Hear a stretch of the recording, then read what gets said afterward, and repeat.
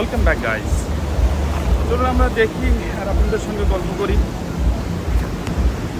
হ্যাঁ, আমি যেটা বলছিলাম যে রঙিন দুনিয়া গ্ল্যামার আসলে সেটাই সুন্দর যেটা আপনারা দেখেন, যেটা আপনাদেরকে দেখানো হয়। কিন্তু বাস্তবতার খাতিরে আপনাদেরকে কতটুকু দেখানো হয়, কতটুকু বোঝানো হয়, কতটুকু জানানো হয়, কতটুকু সত্য তুলে ধরা হয়, আসলে মুভি, নাটক আর বাস্তবতা পুরোটাই আলাদা।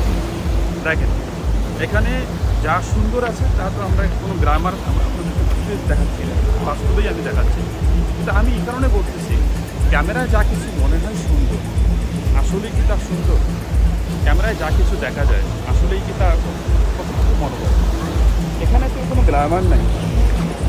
প্রকৃতির কাছে প্রকৃতি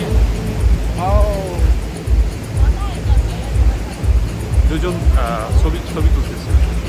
হাই, তো আপনাদেরকে দেখাই, এটা হচ্ছে পাতন পয়েন্টের যে মায়া বিচ ক্লাব, দেখাচ্ছি ঘুরে। যখন সন্ধ্যা বেজে যায় এই জায়গাটা একদম আলোকসজ্জায় সজ্জিত হয়ে যায়। আপনারা এখানে যখন আসবেন তখন অবশ্যই হোটেল টেবিল বুক করে আসবেন, অন্যথায় আপনারা এই রিসোর্টটা, এখানে একটা ক্লাব, ছোটো ক্লাব, এটা নবদল হোটেলের অপোজিটে। আপনারা যদি কেউ এই ক্লাবে এসে সময় কাটাতে চান, একদম পাতন বিচের কর্নারে, তো আপনারা এসে এখানে করতে পারবেন। তো যে কথা আপনাদেরকে বলছিলাম যে সময় কাটানোর ক্ষেত্রে এই সমস্ত জায়গাগুলো অবশ্যই উপযোগী। তো আমি যেটা বলছিলাম যে সুন্দর সুন্দর মুহূর্ত ধারণ করে যে আপনাদেরকে দেখানো হয়, আপনারা এত ইজিভাবে দেখতেছেন।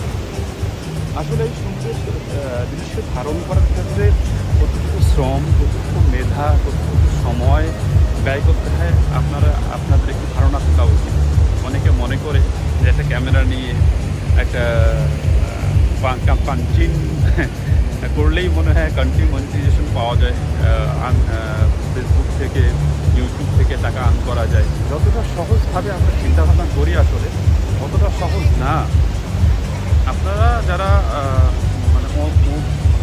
দ্বিধায় একটা ভিডিও দেখলেন যে ফেসবুক থেকে টাকা আর্ন করা যায়, ইউটিউব থেকে টাকা আর্ন করা যায়, ইউটিউব ভিডিও করলেই টাকা আর্ন করা যায়, বসে বসে পোস্ট করলে টাকা আর্ন করা যায়, যত ভাবছেন ততটা নয়। আপনারা যে সময়টা এই ফেসবুক, ইউটিউব, মাল্টিমিডিয়া বা এই সময়গুলো আপনারা যারা দিচ্ছেন অন্য সময় থেকে, এই সময়টা যদি আপনারা কোনো বিজনেসে খাটান, এই সময়টা যদি আপনারা কোনো আপনাদের এলাকার কোনো ছোটো একটা টঙের দোকানে বসে চাও বিক্রি করেন, আমি মনে করি এর থেকে বেশি ফায়দা হবে। তবে হ্যাঁ, আপনি চায়ের দোকানে বসে বসেও প্রতিদিন একটা করে কথা বলবেন, মানুষের জন্য উপকারী, মানুষের মডিফাইয়ের জন্য কথা বলবেন। যখন এই ধরনের কথাগুলো বলবেন তখন হয়তোবা মানুষ আপনার কথা শুনে উপকৃত হবে, কথা বলবে, আপনাকে নিয়ে আপনার কমেন্ট করবে। এই যে কমেন্ট করবে, বিভিন্ন ধরনের উক্তি আপনারা মানুষের কল্যাণে বলবেন। Welcome back.